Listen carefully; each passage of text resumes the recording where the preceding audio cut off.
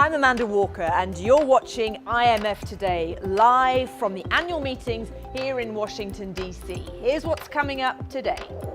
Egypt is hosting COP27 aimed at tackling climate change next month, and Hálة El-Sa'id will be there. She is Egypt's Minister of Planning and Economic Development, and I spoke to her a short time ago. So we're halfway through the week's meetings. What have your impressions been so far? Well, actually, the IMF meeting comes at a very critical time. The whole world are witnessing unprecedented challenges with all the repercussions that are happening from the geopolitical challenges. We just came out of the recovery of the COVID pandemic, and then the world was hit with the geopolitical challenges. So I think it's very important for policymakers that operate in such a complex global setting to sit, discuss, analyze, and project the implication of this on their economies and how we go forward. So it's very fruitful. The meetings are very fruitful, and this is a very constructive and fruitful discussions going on. You use the word complex. That is the word, isn't it, when you look at what's happening with the global economy in terms of inflation, interest rates, and Ukraine, COVID, climate change, all of these things that affect different countries, 190 countries in so many different ways.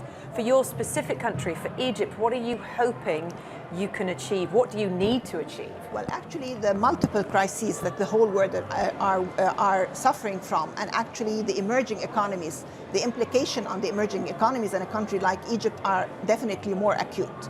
Egypt is no exception from all the emerging economies. We have been working with the IMF through different programs. We have just successfully finished the program before, and now we are working on a structural reform agenda, a national homegrown structural reform agenda that the country is working on.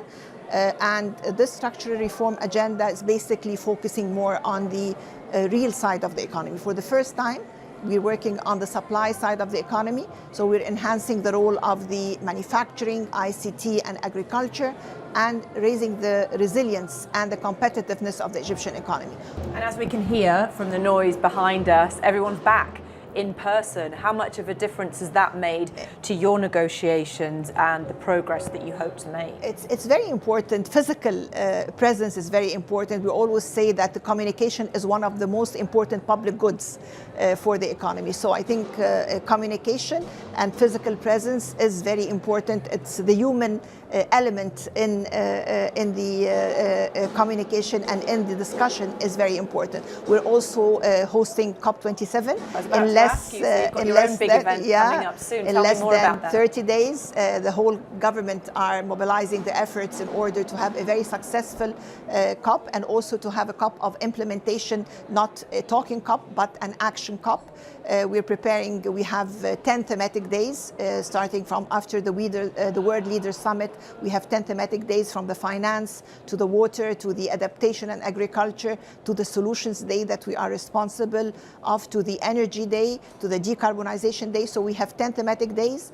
We have, of course, a lot of projects in the pipeline that we are preparing. Some of them are related to water desalination. Some projects are in the renewable area of renewable energy.